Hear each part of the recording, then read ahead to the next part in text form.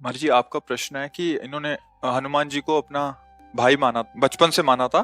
फिर अभी बड़े होके किसी ने बताया स्त्री साधक हनुमान जी की भक्ति नहीं कर सकते, उनको स्पर्श, बड़े छोटे से हनुमान जी को साथ लेके घूमते हैं। तो महाराज जी कौन?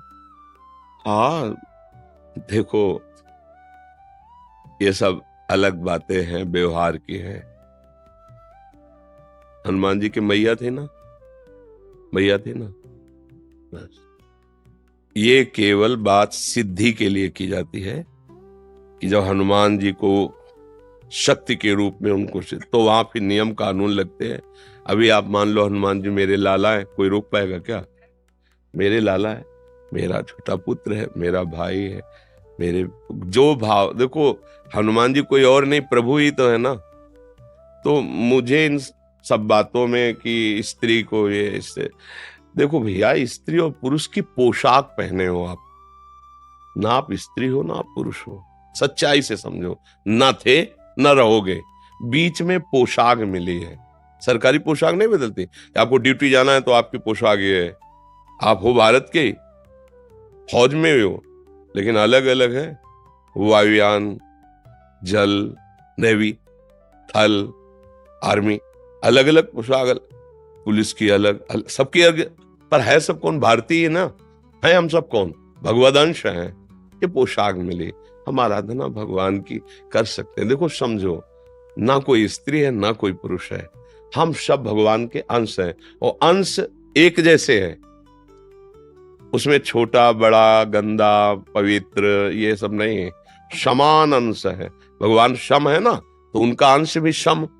एक श्लोक आता है उपनिषदों में, पूर्णमदः पूर्णमिदं पूर्णात् पूर्णमुदच्यते पूर्णस्य पूर्णमादाय पूर्णमेवावशिष्यते। उस पूर्ण परमात्मा से अगर अंश निकाला जाए तो क्या बचेगा? पूर्ण। वो पूर्ण ही अंश होता है। तो हम सब परमात्मा अंश हैं। अगर हनुमान जी से ऐसी प्रीति है, प्रीति और सिद्धि में अंतर होता है, ध्यान रखना। जैसे जगदम्बा है, हमारी अम्मा है, अम्मा, अब कौन सा नियम लागू होगा? और आद्या शक्ति भगवती जगदम्बा, इनको वश में पुरखा पानी पा जाएंगे। नियम कानून से चलो, नहीं तो नष्ट हो जाओगे। समझ गए? अम्मा, तो अम्मा की गोद में बालक जैसे मलमूत्र, तो अम्मा कोई दंड देते हैं क्या? कुपुत्र जायत क्वचिदपि कुमाता न भवति। ऐसे ही हमारे सब प्रभु की से। देखो, बाल ब्रह्मचारी हनुमान जी, अंजनी के लिए क्या है? पुत्र ही तो है ना। अंजनी के पास जब जाएंगे तो अंजनी क्या करेंगे? लाला, दुलार करेंगे ना। बस हनुमान जी हमारे लाला हैं, हमारे भाई हैं, हमारे पुत्र हैं। अपने भाव में रहो। सबको ये बताने की जरूरत नहीं है, सबको सुनाने की जरूरत नहीं है। महान भक्त हैं हमारे सामने, हनुमान जी जैसा कोई भक्त नहीं, भगवान का सेवक नहीं। और उनको हम इस भाव से बज रहे हैं, भला कहीं अमंगल हो सकता है? नियम कानून लगते हैं पदवी पर।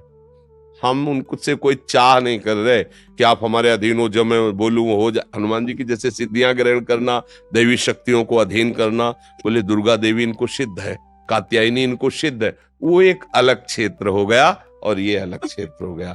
अगर आप इस क्षेत्र में भाव से बज रही है तो कोई न स्त्री है न पुरुष है, भगवान का अंश है। और अपने लाडले को दुलार करना सबका अधिकार है। खूब भक्ति करे। ये कुछ जो अनसुनी भी करना चाहिए। महाराज जी, गंगा में थी ना, मैं अक्षय तृतीया को पंचकोशी कर रही थी, तो पंचमी स्नान पे एक स्त्री ने बोल दिया ना कि छूते नहीं है, तो इन्होंने बाल रूप ले लिया। मैंने मार्गदर्शन यही आप करवाने। देखो भाई, हम आपको ये नहीं कहते कि आप मंगलवार को बंधनवार लेकर हनुमान जी के मंदिर जाएं, वहां चढ़ाएं, हम नहीं कह रहे। हम ये नहीं कह रहे कि आप उन सिद्धियों की जैसे प्राप्ति की जाती है। हमारे लाला हैं, खवाओ पिलाओ दुलार करो।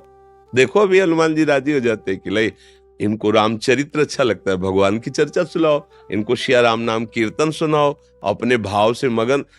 हम कोई साधारण सबकी सुनोगे तो पागल हो जाओगे।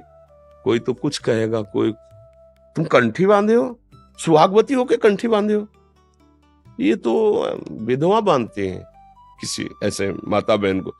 तुम तिलक लगाए हो, सुहागवती हो कि तिलक लगाए हो। अब क्या उत्तर उनको बताओ? कि असली सुहाग तो यही है जो माताएं मंगलसूत्र नहीं जैसे धारण करती, ऐसे एक कंठी हमारे लिए हरि की प्रति मंगलसूत्र है, तिलक, ये जो ये सुहाग भरे हैं, हम हरि के हैं। अब ये बातें अध्यात्म और भाव की जगत में जो व्यवहार में वो नहीं समझेंगे, नहीं मानेंगे, हमें उनकी बात नहीं सुननी, हमें अपने भाव से। कर्माबाई जी रोज खिचड़ी 3 बजे बनाकर जगन्नाथ जी को अपने हाथ से पवाती। पहला काम था उठकर खिचड़ी बनाना और प्रभु को पवाना। एक दिन सुबह स्नान करने जा रही थी, सूर्योदय हो गया था, तो एक संत भगवान मिले, तो उनका कर्माबाई सूर्योदय हो गया, तुम भगत हो, अब स्नान करने जा रहे हो, जल्दी जगा करो। तो उनका जग तो बहुत जल्दी गई थी, पर वो खिचड़ी बनाई, ठाकुर जी को भोग बनाया और पवाया, फिर स्नान कर। अरे कितना बड़ा अपराध कर रहे हो तुम, ठाकुर जी को बिना स्नान किए भोग बना, ये तो घोर अपराध है। अच्छा महाराज, पहले स्नान फिर तिलक फिर ऐसा जो नियम है। खिचड़ी बनाई, लगभग सुबह होने जा, बुलाया, ठाकुर जी आए, एक कौल पाया, उधर पर्दा हटने वाला था, अंतर ध्यान होकर वहां पहुंच गए, खिचड़ी लगी थी मुख में। तो उनका जय जय, अभी तो पर्दा खुला है, भोग तो पधरा नहीं आपके मुख में। तो उनका एक महात्मा ने ना, बड़ा नियम कानून वाला है, समझा दिया हमारी कर्माबाई को।